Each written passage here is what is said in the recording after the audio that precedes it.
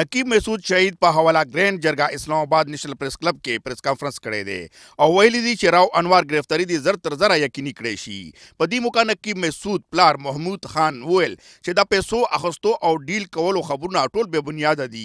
په یو قیمت به هم رائوانوار سره ډیل نه وکړم. نر پښتین به یور مې دا خبره کړې دو چې دا شهید دی د شهید وینې حق دی یو سوز کې په 200 روپۍ په نشل کولای کما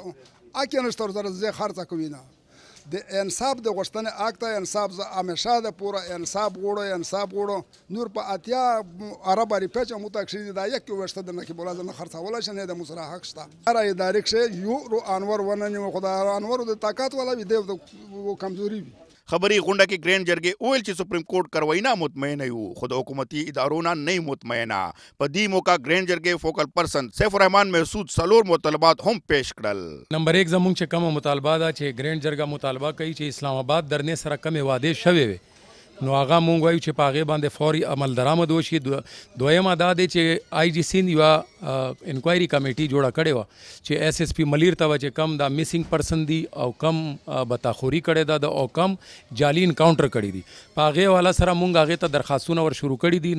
10 کسان مونږ هغې ته د جعلي انکاونټر درخواستونه ور کړي دي فیملی هم ورته پیش دي او چې په هغې باندې عمل درآمد شروع شي انکوایري کمیټي. او دریمه مطالبه زمونږ دا دی چې سپریم کورټ چې کومه را روانه پیشي ده دا اوس چې کوم تاریخ کې را روانه په دې باندې یا رائوانوار ورته پیش نشي او یا چې کومه ده د قانون په دې طریقه خلاف ورزي کوي د سپریم کورټ خلاف ورزي کوي نو بیا دا یقیني خبره ده چې مونږ به په هغې نه بس یو احتجاجي لار یا احتجاجي اختیارو او هغې کې مظاهرې او مزید زمونږ پروګرامونه دي هغه به شامل وي. او څلورمه خبره دا ده چې په ملک بر کې چې کم لاپته افراد دي